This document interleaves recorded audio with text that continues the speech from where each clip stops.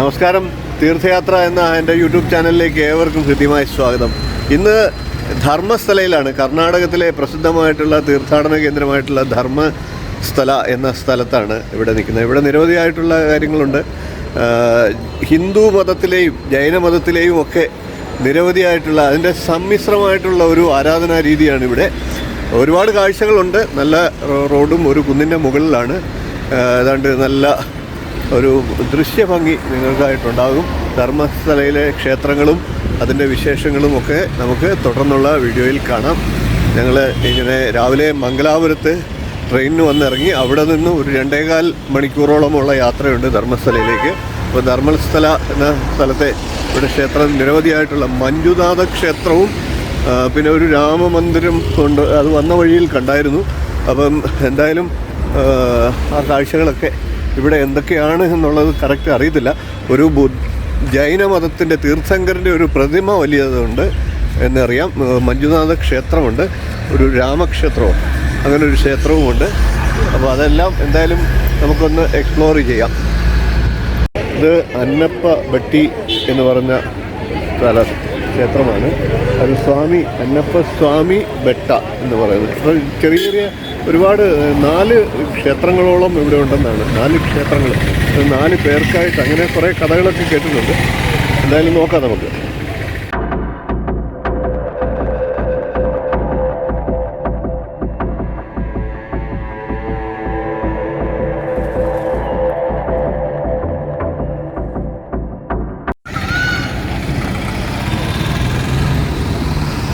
നർമ്മദ എന്ന് പറയുന്ന ഒരു ഈ ലോഡ്ജ് സംവിധാനമാണ്. അതേപോലെ തന്നെ പാർക്കിങ്, ഗസ്റ്റ് ഹൗസ്. മഞ്ജുനാഥസ്വാമി ടെമ്പിൾ എന്ന് പറയുന്നത് ഇങ്ങോട്ട് തന്നെയാണ്. ഇവിടെ വേറൊരു ലോഡ്ജ് റൂം, അതിൻ്റെ പേര് കാവേരി. ഇവിടെ ഗോദാവരി. അങ്ങനെയുള്ള പേരുകളാണ് നദികളുടെ, നമ്മളുടെ സപ്തനദികളുടെ പേരുകളാണ് ഇവിടെ ഇട്ടിരിക്കുന്നത്. വളരെ നല്ല റോഡിലൊക്കെ അഴുക്കും പേപ്പറും ഒക്കെ കിടപ്പുണ്ട്. എന്നിരുന്നാലും പൊതുവെ വൃത്തിയുള്ള അന്തരീക്ഷം തന്നെയാണ്. ക്ഷേത്രത്തിൽ നല്ല വൃത്തിയാണ്. ഫ്രീ ദർശന് ഈ 2 നമ്പർ ഗേറ്റിൽ കൂടിയാണ് പോകേണ്ടത്. അതുപോലെ ഫ്രീ ദർശൻ്റെ ക്യൂവിലൂടെയാണ് ഞങ്ങൾ പോകുന്നത്. ഇപ്പോൾ വലിയ തിരക്കൊന്നുമില്ല ഇതിനകത്തൂടെ. ഒരുപാട് ആളുള്ള ദിവസങ്ങളിലൊക്കെ ആയിരിക്കും പ്രശ്നം. എന്തായാലും ഒത്തിരി ആൾക്കാർക്ക് ക്യൂ നിൽക്കാനുള്ള സംവിധാനമുണ്ട് ഇവിടെ. വളരെ വലിയൊരു സംവിധാനമാണ് ഇത്. ഫ്രീ ആണ്, അല്ലാതെ പെയ്ഡ് ദർശനം 200 രൂപയാണ്. 800 വർഷം പഴക്കമുള്ള ഇന്ത്യയിലെ കർണാടക സംസ്ഥാനത്തെ ദക്ഷിണ കന്നഡയിലെ ക്ഷേത്ര നഗരമായിട്ടുള്ള ധർമ്മസ്ഥലയിലെ ഒരു ഹിന്ദുമത സ്ഥാപനമാണ് ഇന്ന് നമ്മൾ സന്ദർശിക്കുന്നത്. ധർമ്മസ്ഥലയിൽ ഈ ക്ഷേത്രത്തിന്റെ ഭരണവുമായി ബന്ധപ്പെട്ട് ഒരു കുടുംബത്തിനുള്ള അവകാശമാണ്, ഒരു ട്രസ്റ്റാണ് ഈ ക്ഷേത്രത്തിന്റെ ഭരണം നിർവഹിക്കുന്നത്.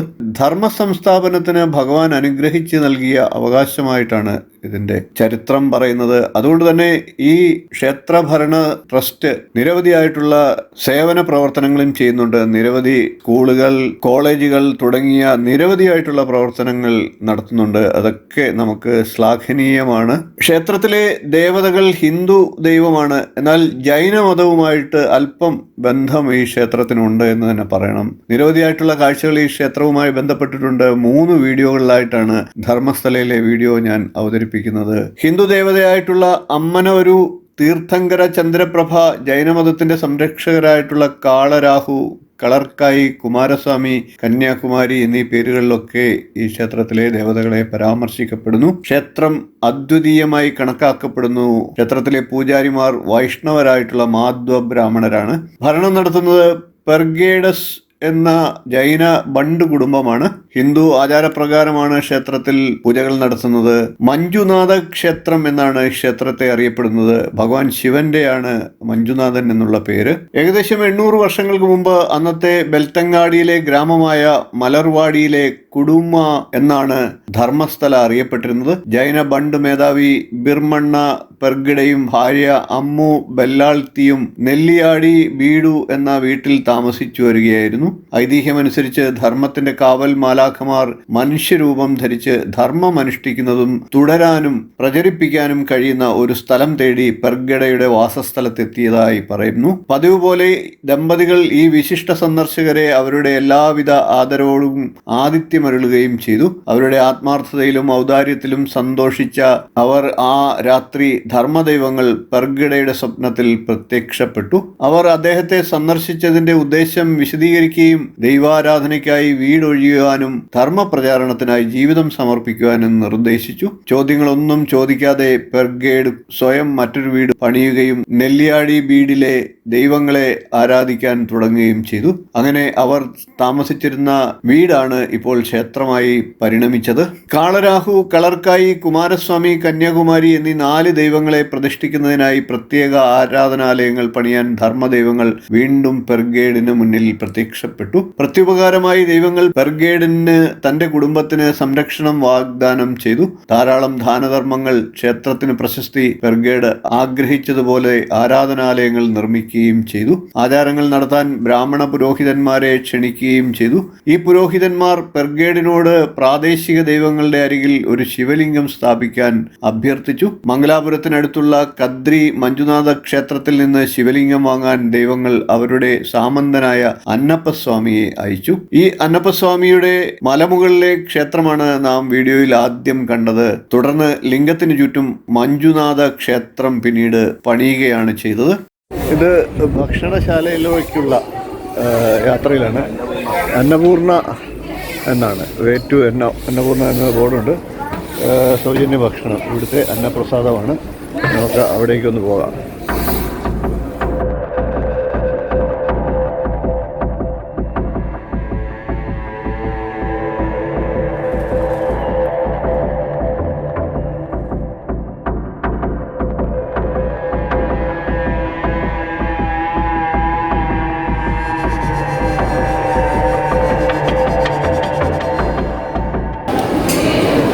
ഒരു സമയത്ത് തന്നെ എനിക്ക് തോന്നുന്നു ആയിരക്കണക്കിന് ആൾക്കാർക്ക് ഭക്ഷണം കഴിക്കാൻ സാധിക്കുമെന്ന് തോന്നുന്നു. വളരെ വൃത്തിയോടുകൂടി നീറ്റായിട്ട് എല്ലാവർക്കും ഇരുന്ന് കഴിക്കാവുന്ന രീതിയിൽ ഉള്ള ഭക്ഷണമാണ്. പ്ലേറ്റൊക്കെ അടുക്കി വെച്ചിരിക്കുന്ന ആ കാഴ്ച കണ്ടില്ലേ. ഹാൻഡ് വാഷ്, കൈ കഴുകാനുള്ള സ്ഥലമാണ് എല്ലായിടത്തും. ഇവിടുത്തെ വൃത്തി നമുക്ക് കണ്ടുപഠിക്കേണ്ടതാണ്.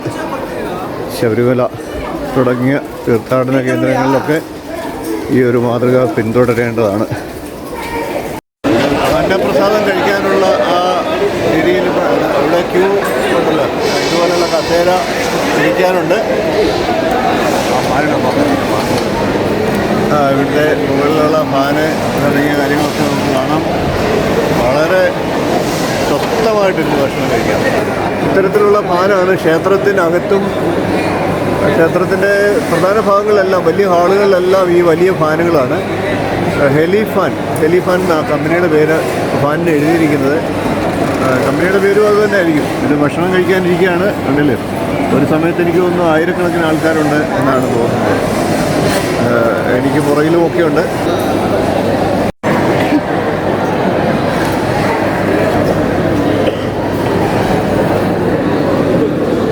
മത്തങ്ങാക്കറിയും ചോറുമാണ്. മത്തങ്ങാക്കറി ഒഴിക്കാനുള്ള രസവും സാമ്പാറും അതൊക്കെയാണ്. രസമാണ്. മത്തങ്ങാക്കറിയും ചോറും രസവും മാത്രമേ ഉള്ളൂ. നമ്മുടെ ക്ഷേത്രങ്ങളിലൊക്കെ ആണെന്നുണ്ടെങ്കിൽ സദ്യയിൽ പപ്പടം കുറഞ്ഞാൽ കുറ്റം, പരിപ്പില്ലെങ്കിൽ കുറ്റം, കൂട്ടാൻ്റെ എണ്ണം കുറഞ്ഞാൽ കുറ്റം. എന്തായാലും ഇത് കഴിക്കാനും ഇത്രയും അധികം ആൾക്കാർ അത് ഭക്തിയോടുകൂടി കഴിക്കാം. വയറ് നിറച്ചല്ല, വയറ് നിറച്ച് കഴിക്കാം. പക്ഷേ നല്ല അധികം വിഭവങ്ങളില്ലാതെ സന്തോഷമായിട്ട് പ്രസാദമായിട്ട് കഴിക്കുന്നു. ലിഫ്റ്റ് സംവിധാനവും ഇവിടെ ഉണ്ട്. അന്നദാന മന്ദിരത്തിലേക്ക് വരാനുള്ള ലിഫ്റ്റ് സംവിധാനമാണ്. ഇവിടെ നിരവധിയായിട്ടുള്ള നിർമ്മാണ പ്രവർത്തനങ്ങൾ നടന്നുകൊണ്ടിരിക്കുകയാണ്. കണ്ടില്ലേ, വളരെ ഗംഭീരമായിട്ടുള്ള നിർമ്മാണ പ്രവർത്തനങ്ങളാണ്. ഇത് തിരിച്ചിറങ്ങിക്കൊണ്ടിരിക്കുകയാണ്. ക്ഷേത്രത്തിൻ്റെ മുൻവശത്തേക്ക് ഭക്ഷണം കഴിഞ്ഞിട്ട് ഞങ്ങൾ തിരിച്ചിറങ്ങിക്കൊണ്ടിരിക്കുകയാണ്. ക്ഷേത്രത്തിൻ്റെ ഭാഗങ്ങളെല്ലാം കാണാം. വളരെ വിശാലമായ ഒരു ക്ഷേത്രമാണ്. ഇനിയുമുണ്ട് ഈ ക്ഷേത്രത്തിൽ ഒരുപാട് കാഴ്ചകൾ ബാക്കിയുണ്ട്. മഞ്ജുനാഥ ക്ഷേത്രം സന്ദർശിച്ചതിന് ശേഷം അതിപ്രധാനമായിട്ടുള്ള ഒരു സ്ഥലത്തേക്കാണ് നാം പോകുന്നത്. അതിനുശേഷം ശ്രീരാമക്ഷേത്രത്തിലും ദർശനം നടത്തുന്നുണ്ട്. ആ കാഴ്ചകളൊക്കെ അതിഗംഭീരമാണ്. അതിവിശേഷപ്പെട്ട കാഴ്ചകൾ അടുത്ത ദിവസങ്ങളിലായിട്ട് പ്രത്യേകം വീഡിയോകളിലായിട്ട് ചെയ്യുന്നതാണ്. വീഡിയോയുടെ ദൈർഘ്യം കൂടിയതിനാൽ ആ കാര്യങ്ങളൊക്കെ നിങ്ങൾക്കായിട്ട് അടുത്ത വീഡിയോയിൽ ഉടൻ തന്നെ അവതരിപ്പിക്കുന്നതാണ്. വീഡിയോ ഇഷ്ടപ്പെട്ടുവെങ്കിൽ ഒന്ന് ലൈക്ക് ചെയ്യുക, ഷെയർ ചെയ്ത് മറ്റുള്ളവർക്കും ഈ അറിവൊന്ന് നൽകുക. ചാനൽ ഇതുവരെ സബ്സ്ക്രൈബ് ചെയ്തിട്ടില്ല എങ്കിൽ ഒന്ന് സബ്സ്ക്രൈബ് ചെയ്യുക എന്ന് അഭ്യർത്ഥിക്കുകയാണ്. അതോടൊപ്പം തൊട്ടടുത്തുള്ള ബെൽ ബട്ടണിൽ മുകളിലുള്ള ഓൾ എന്ന ബട്ടൺ കൂടി ഒന്ന് സെലക്ട് ചെയ്യുക. അതുവഴി ഞാൻ തുടർന്ന് നൽകുന്ന വീഡിയോകൾ നിങ്ങൾക്ക് കാണുവാൻ സാധിക്കുന്നതാണ്. അടുത്ത ദിവസം നമുക്ക് അത്ഭുതങ്ങളുടെ ഒരു കാഴ്ച നിങ്ങൾക്കായിട്ട് ഒരുക്കുന്നുണ്ട്. വീണ്ടും കാണാം. നന്ദി, നമസ്കാരം, ശുഭദിനം.